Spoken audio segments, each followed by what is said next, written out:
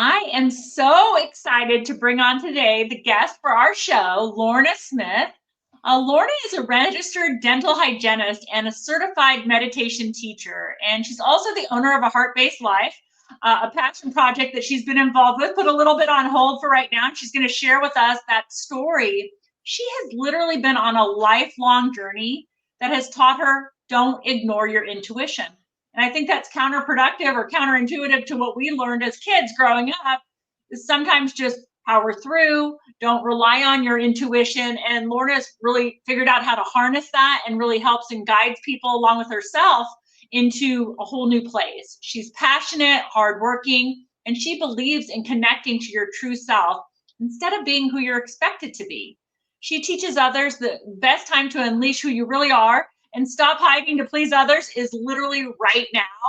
And in Lorna's words, age 65 is just the beginning. So without further ado, let me bring from backstage, Lorna Smith. Welcome, Lorna. Hi, Erin. Thank you for letting me. Thanks so much for joining us today, Lorna. And I had this great experience in meeting with you and connecting with you, and really just feeling your passion come through the phone of your story and what you've been through, but not so much dwelling on that. Like, how do you turn that into a better, more positive future? And you're incredibly inspiring, and I've been really dying to have you on the show. So I'm so glad you're here. So thank you for joining. Thank you so much. So Lorna, tell me just a little bit about your background. What's your story? Well, you just encapsulated it really well. It's like transitioning into something that I've always felt like I was.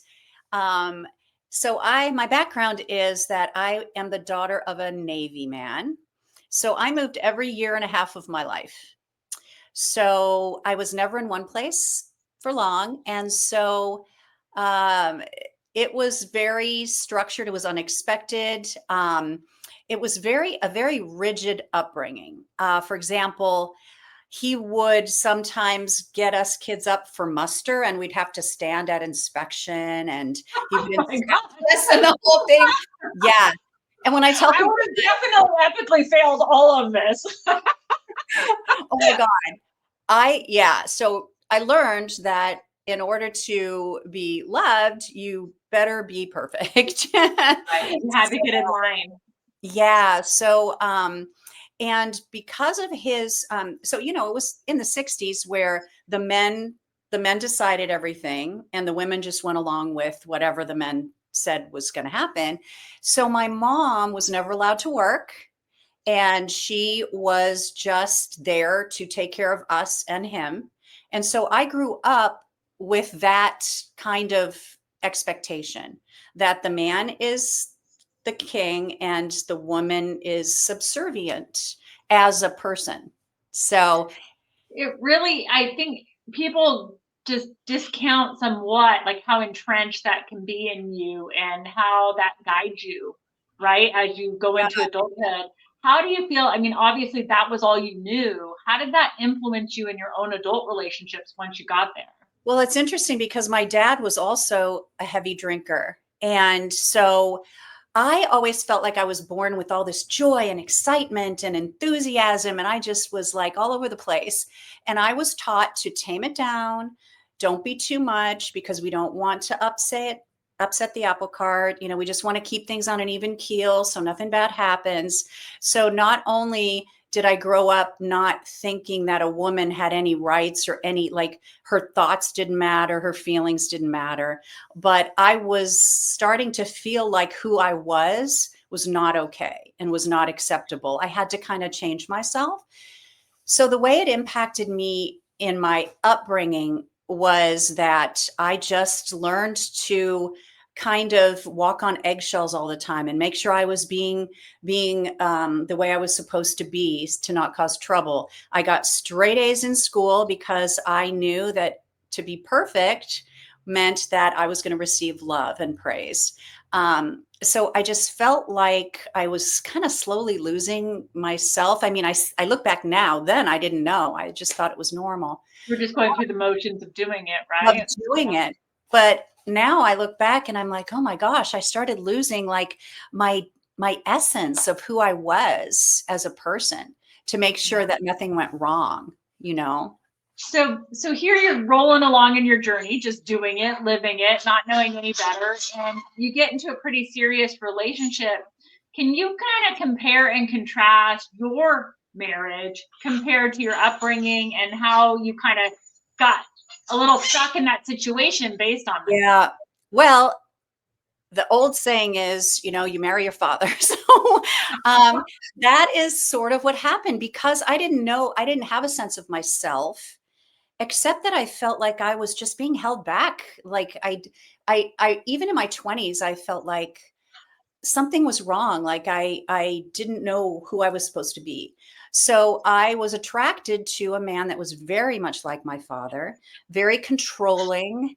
Um, he, uh, you did what he said. And it was a good relationship at the start, but then I realized it mimicked my childhood because Right, it felt like I had a place that I was supposed to stay in. And yeah, it was a very controlling, and he was also a drinker too. So right. it was like very familiar. I knew how to handle all that. It felt like home. You were ready for it. Yeah. Home. And so many women feel this way, especially if they are not my dad never offered to pay for college. In fact, he told us, if you want to go to college, it's on you. I'm not involved in that at all. So I ended up working in the restaurant business and developing a career as a trainer in the restaurant business. So I would travel around the country and train other restaurants and come back home. So I enjoyed that. However, I felt like that was so familiar to marry a man like that. So I married when I was 24. So young too. Yeah. Yeah.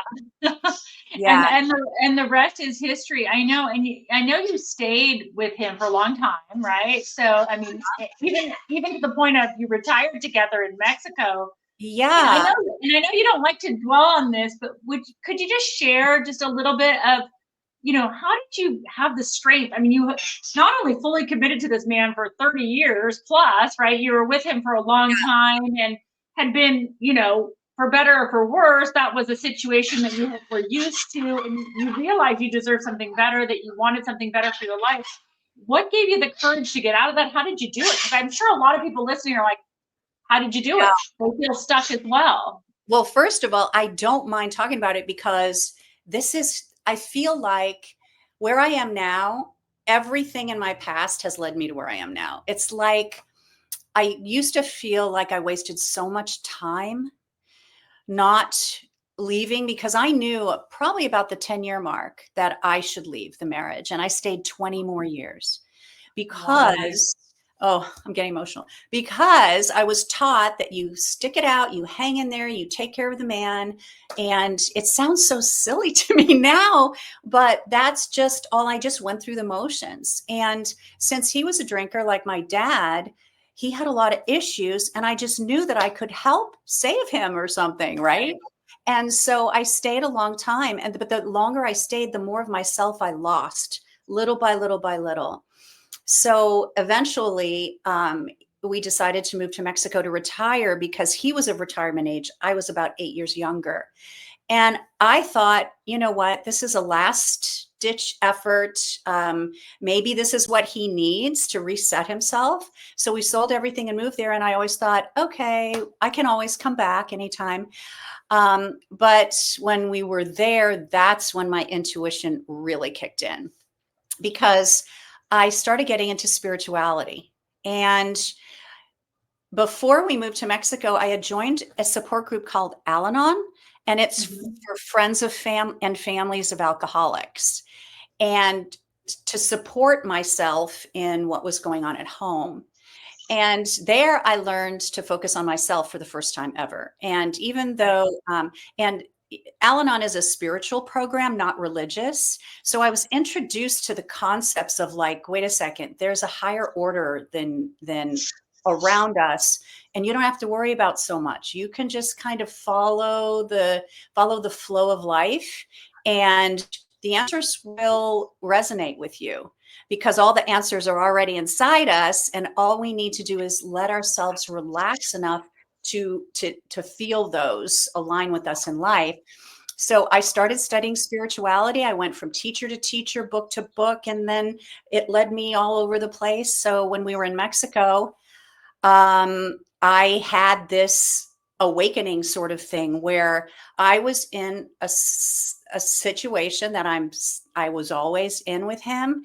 And all of a sudden, instead of just begging him to change or whatever, I just said, oh my gosh, I'm leaving. It was like a wave of knowing came over me. Because a friend of Right. mine said, people say, oh, do I stay? Do I go? Do I stay? Do I go? And at that point, it wasn't even a decision. It was just a knowing. Like I So knew do what I was you, going do you consider that knowing intuition? Because I feel like you had the intuition that there was something greater out there for yourself all along, right? You knew, you just weren't listening to it. So to. Yeah, what shifted that you were able to listen to it there? that's a great question because um, I had the intuition before I married him not to marry him. Oh And I gosh. didn't listen to it because I thought I should do this. This is just what you do. And I had the intuition, Mexico's not going to be good. I loved it there. I loved it. Mhm. I integrated into the culture and everything. And I got a resident permanent visa and I can go back anytime. What But, area of Mexico? huh? Oh, it was What near area? Guadalajara. It was Guadalajara. Oh, really nice. lots of expats there and it was wonderful. Mhm. I just did a lot of stuff with the community and the Mexican people and it was great, but he didn't have, That's amazing. he had a hard time integrating and just wanted to go back to the way things were before we left. But as far as the intuition goes, even though I had intuition all the way up to that point and I just talked myself out of it because I got back in my head, this maybe I don't know if it was intuition or not now that you mention it, but it felt like it. It felt just like something washed over me and it was like the decision wasn't under my control anymore. It was There was clarity, an energetic shift, a right? clarity and energetic shift and I just followed it. I didn't Right. know where I was going to go. I left without knowing what I was going to do or where I was going to go. You're a wild woman, but I love it. But I feel like there's something deeper there. There's a connection between knowing, because I think we all kind of know, right? We know, and it's there, right? And we don't listen to it. But I think with all the work you did connecting with spirituality and improving yourself and focusing on yourself, Yes. it made a marriage, right, of that where, the intuition is talking to your rational self and suddenly you're doing the right things for Yes. yourself. So And that's incredible, I feel like a channel opened. Before, right? I wasn't ready. I think things happen when we're ready because as soon as I made this decision, a friend of mine said, "Oh, when you're ready, it won't even be a decision." And she was exactly right. Because when I was ready and when I moved back to the States on my own, every single thing started falling into place. Uh, the right people showed up, the apartment showed up, the job showed up out of nowhere. And it's funny because I really believe that once you actually have the courage to take that first step, it's like the universe kind of comes toward you and meets you halfway. Responds and helps you right where you need to be. Yes.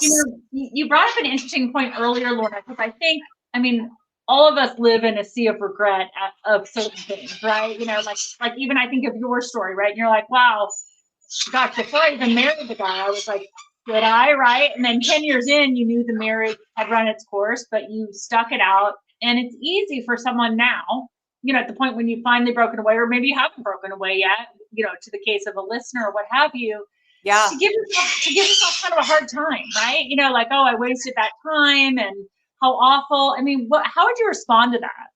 I beat myself up for a long time. I had this deep sadness that, oh my God, I'm 55 now. And I knew this for so long. And now so much of my life has passed. And what I have to say about that is what I've learned is that you just have to sit in that feeling of sadness and sorrow. And you just have to sit in it because what I would do is try and distract myself and just bury it and not, go on with my life. But it kept popping up. They say like a beach ball, you try to hold a beach ball underwater and it keeps popping up. And this just kept going. And what worked for me is to actually sit in the emotion and feel it fully. Just feel it, because when you face it head on, for me, it just dissipates after a little while. So what worked for me is not to be afraid of any feelings that I was feeling, or regret, or like beating myself up. I just had to go through all those feelings and let myself transition. Feel it and move on. And then when you reflect later, it's kind of like, well, you wouldn't be the person you are necessarily. I mean, maybe you could have minus some bad moments, right? Who wouldn't like to do that? But life is life, right? And that helps to shape who you are and how you experience new things. So yeah, but I wouldn't work where I work now. I wouldn't live where I live now. I wouldn't have met the people I met that are so important to me in my life had I left earlier. It just wouldn't right. have happened this way. It was the way it was supposed to. I love it. So talk to me about here and now. I know you're kind of in the middle of a transition now of sorts, Yeah. right? So you started your company, Heart Based Life. So tell me about your business, and then tell me about the evolution that's having. You're a little bit on hold right now. Where you're trying to go with everything. Yeah, I started a Heart-Based Life because I wanted to help other women who were in controlling relationships.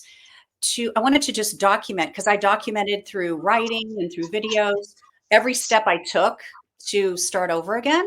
And I thought maybe I can help other women who might be in the same position I was in, and help them know that they can start over. It's not too late. Because I thought, oh, I'm married 20 years, I can't go now. Oh, I'm married 25 years, I definitely can't go now. Oh gosh, I'm married 30 years, I guess I'm in it. And no. And so I wanted to help other women do that. But now I don't want to actually talk about the the abuse or the controlling so much as I want to talk about what it's like to actually feel that intuition that I felt before that I denied, and to actually learn how to live from that place.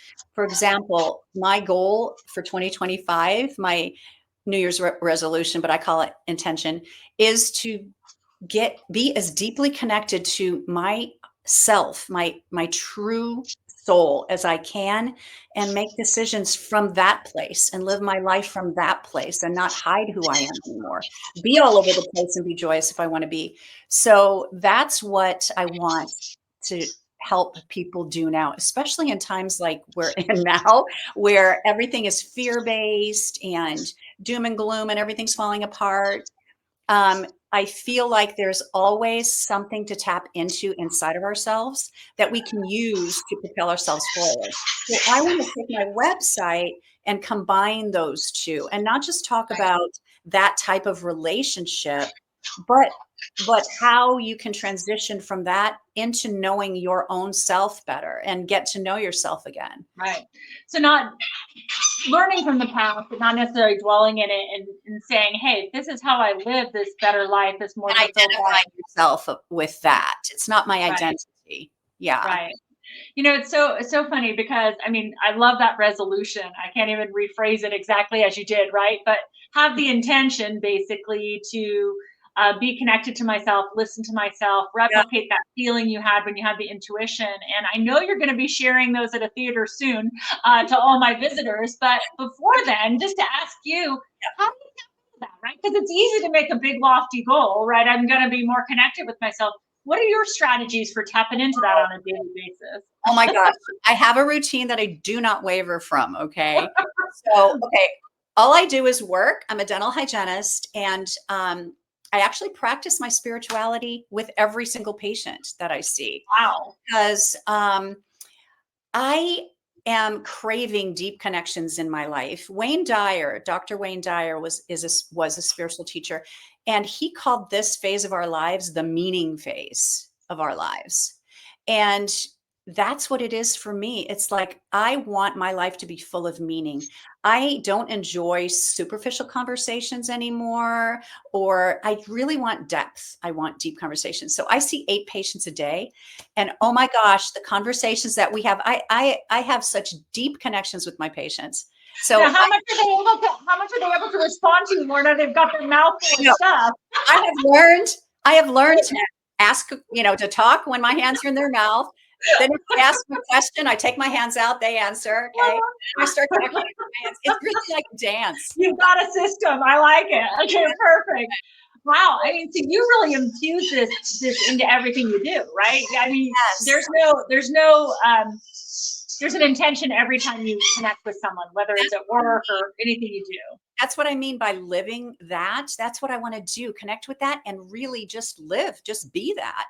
But the way I make sure I'm staying in that space every day is the first thing I do when I wake up is meditation. I never turn on my phone, never pick up anything, because I want to control the information that comes into my field, like right at the beginning of the day, because it sets the tone for your day. Right. So I do the meditation. Then as soon as I'm done with that, and it can be a guided one, or I do silent or something, like, it varies. And then I'll write, journal about how I'm feeling right then. And then I'll read something inspirational. So that's how I structure my day, my morning, no matter I'm what. seeing kind of a self-help program being built here, Lorna. This sounds pretty wonderful. Hey, okay, we'll put that on the next thing. Okay.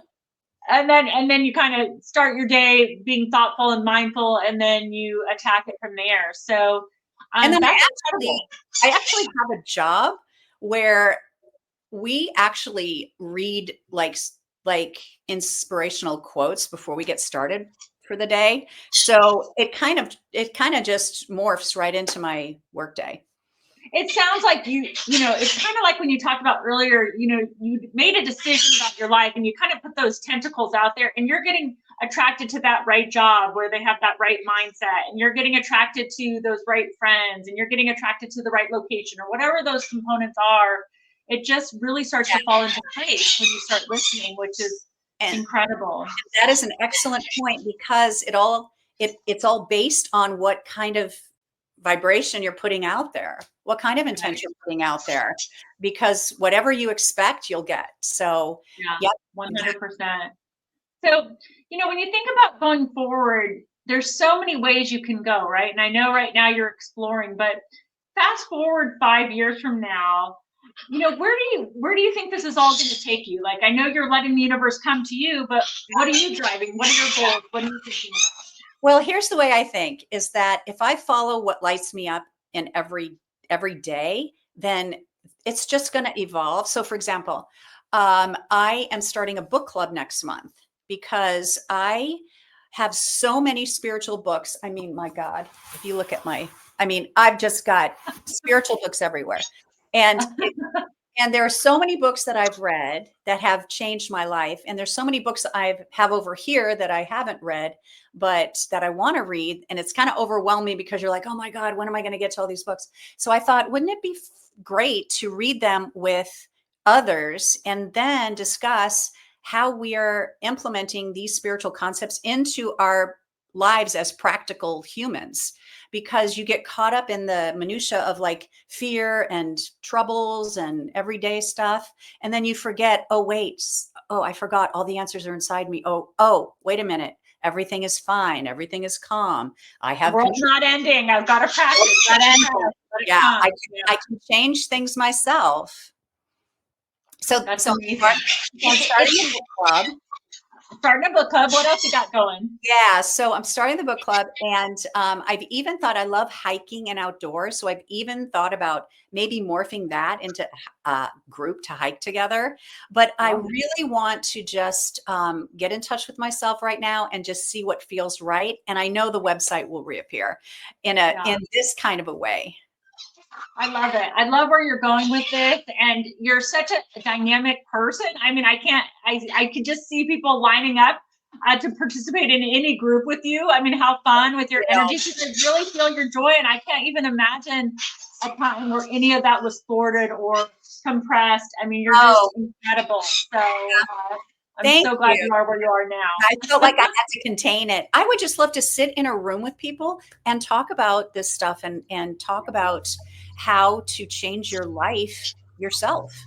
Yeah. So speaking of that, I'm imagining that people out there are saying, "How do I get involved in Lorna's book club?" Or "I want to be on that hike," or "I want to talk to her about some of this." How do Yeah. people get in touch with you if they're interested in having a question answered or get connected on some of the things you're doing? Ah, great. Well, surprisingly enough, my website is a heart-based life, and my email is a heartbasedlife@gmail.com. So they can reach out to So me there.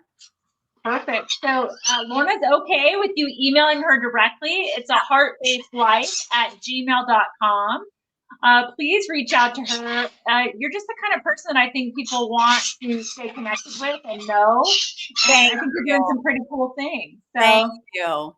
now I have a quick question for you. You know, we're not getting any younger, right? The name of the show is This is 65, right? And you mentioned to me 65 is just the beginning, right? It's a Yeah, new beginning. And but aging is a difficult process, right? We look different than we used to do. Things don't always work the way they used to work. yeah. Things are different, right? They just are. What are your thoughts about love and acceptance of yourself and others as we age? Oh my gosh. So aging, yeah, for women especially, aging's difficult, and there's a sadness inside me about aging for sure. And but you mentioned love, and that is what I think love is the most important thing in the world.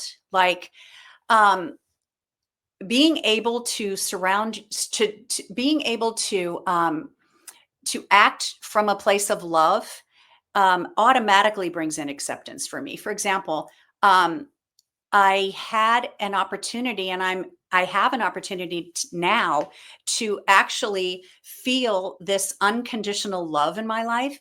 And it's strange because even though the situation isn't what I want it to be, just allowing myself to feel that kind of love for it anyway allows me to accept myself better. It allows me to accept life better. And what I realized is that when love is there, it's not like I'm looking for love from someone else anymore. When I feel that kind of unconditional love for someone, it's actually my love. It's actually the love that has always been inside me that I've been containing since I was a kid. And Right. I'm now at 65 able to just let it out and trust that wherever I let it out, just don't contain it, just love. And if the situation doesn't end up the way you think you want it to, it's still love. And then acceptance follows for me. Let me take you back for a second, Lorna. So think about where you are now. So evolved, doing so many great things, continuing to self-reflect. You know, take yourself back to 24-year-old you, you know, marrying your guy back then. And if you could talk to her right now and say something, what would you tell her? Wow. I would say, I understand what you feel like you have to do. I understand what you learned. And it's okay if you make a mistake. It's okay because it's all in the process of you actually getting to know who you really are. And so don't worry about it. But I would also tell her that she doesn't have to stick to the norms and the old programming that she was a part of. But that it's a journey, and to look at her life like that, like an unexpected, wonderful journey. And you can't do anything wrong. You can't mess it up. I love it. That's so inspiring. You can't do anything wrong. You can't do anything right. You just got to feel it and work through Yeah. it. And that's incredible advice. And Thank I you. love it, Lorna. So meeting you has been a great experience for me. I am so glad and so pleased that you agreed to join the show. I can't wait to see what you do next. Thank you. Me too. Once you're doing that, I want to have you back on and share with everyone out there. But for this point, just thanks so much for being such an Thank inspiration. We're so you. glad to have you on. You're amazing. See you Thank you, soon. Erin.